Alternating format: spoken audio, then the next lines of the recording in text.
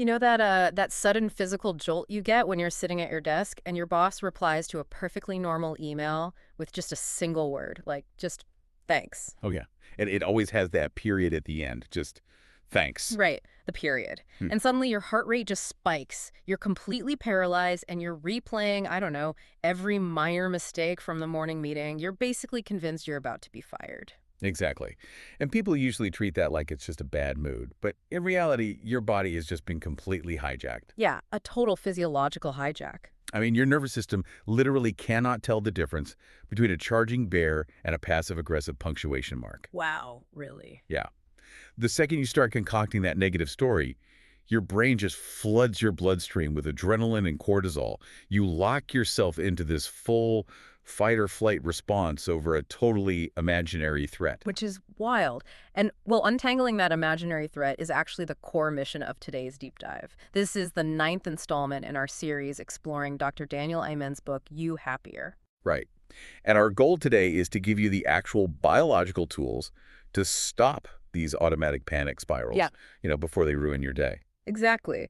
So Dr. Amen calls the culprits behind this stress ANTs, which stands for automatic negative thoughts. But I kind of look at them more like a termite infestation. Oh, termites. I like that analogy. Right, because if you ignore them, they silently chew through the structural foundation of your confidence, all while you're busy worrying about the paint job.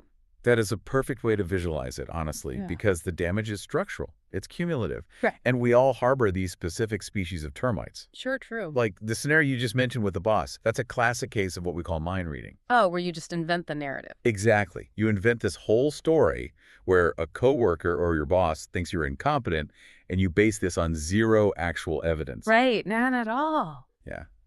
And another really destructive one is guilt beating. This one is driven almost entirely by the word should. Like, Oh. I should have worked later, or I must lose weight, or I ought to be further along in my career. Ugh, the shoulds are just exhausting. They carry this heavy moral weight that kind of paralyzes you before you even start. They really do. They drain all the energy you need to actually solve the problem. But, stripping the power away from all of these automatic thoughts, it really comes down to this one counterintuitive mindset shift. Yeah. You realize eventually that you just have to stop believing every thought you have. Stop believing every thought you have. That's powerful. Let's apply that to the listener right now, especially regarding personal discipline. Okay. Think about a recent time you fell into, well, all or nothing thinking. Like, have you ever skipped a single workout or maybe missed one deadline and immediately you just tell yourself, I always mess up? Using words like always or never, that is the trap right there. And the active countermeasure here isn't just trying to, think positively. Oh, so it's not just positive affirmations. No, not at all. Ah. It's interrogation. Yeah, You no. basically have to step back and put your own brain on trial. Okay, put it on track. Yeah. When that thought, I always mess up surfaces, cross-examine it. Ask yourself, is this thought absolutely true with 100% certainty? I like that. But let me push back on that for a second. Because what happens when logic fails? What do you mean? Well, like, when I'm in the middle of a massive cortisol spike, the physical feeling of panic is so overwhelming. Trying to politely put my brain on trial feels kind of useless. My logical brain has essentially left the courtroom. Yeah, that is a great point. And that happens because cortisol effectively shuts down your prefrontal cortex, which is the logical part of your brain. Wow. Really? Yes. You literally cannot think your way out of a physiological response. Mm. So in those moments, you actually have to use your body to rescue your brain. Wait, use your body. How? So Dr. Amen highlights this therapeutic touch technique. It's called Havener. Havening. Okay. Right. It involves slow, deliberate physical touch. You gently rub the palms of your hands together, sort of like you're washing your hands. Or you can give yourself a hug and slowly rub downward from your shoulders to your elbows. Wait, so by just engaging the tactile senses, you're forcing your brain to process actual physical input instead of the imaginary threat. Precisely. That specific gentle pressure on your skin activates nerve pathways, and they send signals directly back to the amygdala, your brain's fear center. Oh, wow. This physical friction actually generates delta waves in the brain and stimulates serotonin production.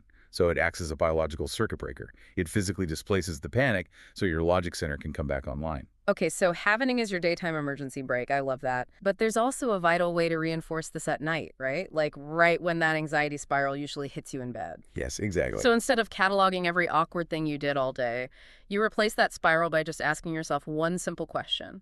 What went well today? Right. You intentionally hold your focus on these micro moments of happiness. Mm. A really great cup of coffee, finishing a spreadsheet, or just a joke a friend made. Yeah. By doing this nightly, you aren't just reflecting.